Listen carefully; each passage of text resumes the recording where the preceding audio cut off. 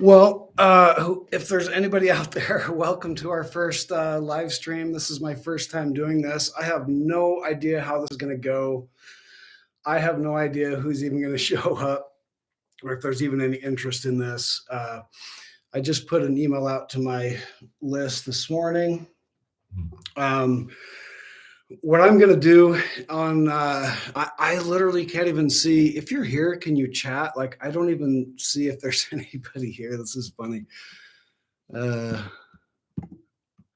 I have no idea. So what I'm going to do on this first one is if I don't get anybody show up, I'll at least answer some questions that I've had building up that I've saved. But at any rate, if there is anybody here, welcome. So I got a question previously from somebody who can't attend due to the time zone difference and says, I owned a longboard a long time ago, used it for traveling. I sold it again. It was not the best longboard for carving. I'm now looking into buying something. I used to go to the shops when we were traveling with our motorhome. I like to carve, surf skate with ease. Speed is not an important uphill. I will step longboard versus surf skate. Well, I mean, you're asking a guy who really loves surf skating. So, of course, I'm going to say surf skating. But, and also, I came from longboarding. I hadn't stepped foot onto anything, skateboard, longboard, anything until the age of 43.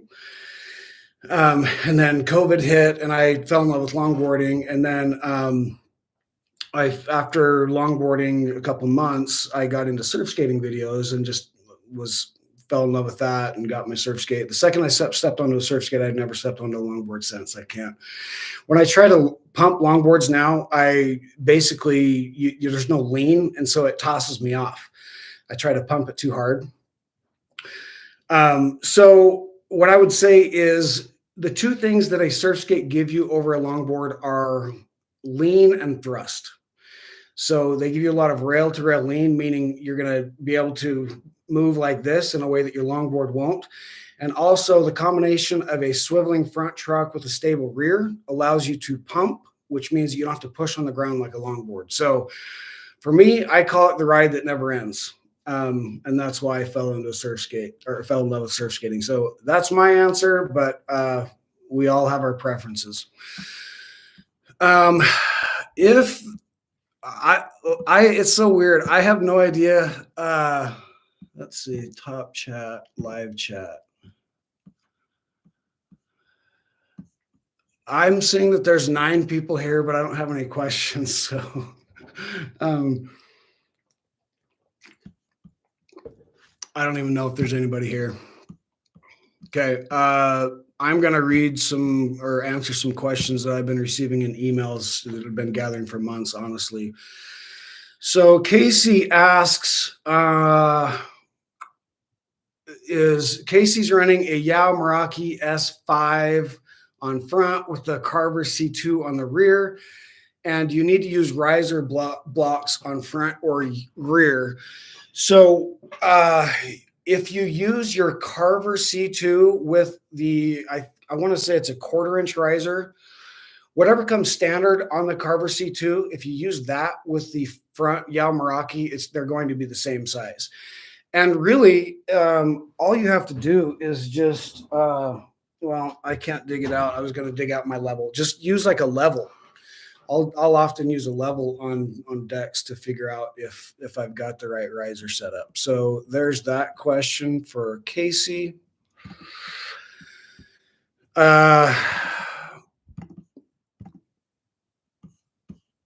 There's no chat questions. Moving on to another question. Reggie asks, I wanted to get some bushings for longboards, not surf skates. They are land yachts, bear trucks, loaded boards, Paris trucks. I don't know if Riptide bushings will work on longboard dancers. Yes.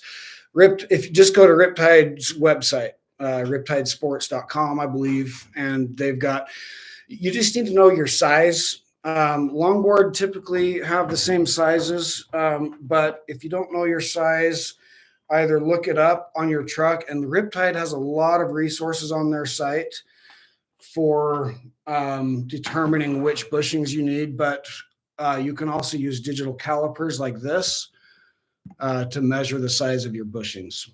So there's that. All right. Oh, hey, we got a question. What do you know? Harry says, I bought a Globe Surf Skate a few months ago, and I'm very happy with it. It has a C7-like truck. They're more accessible and cheaper online in Canada. Could you do a review of these boards? I could. I have one.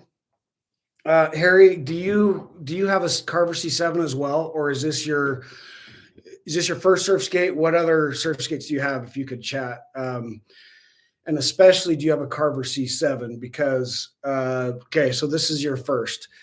So my take is that it's a very poor replica of the Carver C7. It has the weird slip out sensation to it. The first time I rode it, I was like, it was just immediately noticeable to me how inferior it was to a C7. So that's my take. And you're getting me this in kind of a more private setting, even though this really is public, but like there's a lot of boards and trucks that I haven't done reviews on. The main reason is simply because I don't have time. But also I've kind of taken a stance where if it's something that I'm not big on, I probably just don't want to review it because I just, don't want to be kind of a negative voice in the space. To be honest, when I started out, I was kind of that critical voice, and it's kind of changed since then. We're something different. And so anyway, that's a long story short, Harry, but my short answer is I'm personally not a fan, and I think the Carver C7 is much better. And I personally, this is just a personal preference, and I'm getting kind of philosophical here, but this is me. I'm not a fan of any kind of the knockoff companies and trucks. I've taken kind of a stance where, as a rule, I don't really even review them. I have reviewed a couple CX clones that are grouped in reviews that have other trucks mixed in with them. But for me, I don't think, when I look at the clone brands, what I see is what they really just come and try to do kind of a cash grab, and they're not really contributing anything to the space long term. They're not contributing to the community, and it also stifles innovation. So, that's kind of my personal views coming out. But if it performed well, it just, for me, just doesn't feel nearly as well as a C7. So Harry, if you ever get the chance to try a C7, give it a shot, because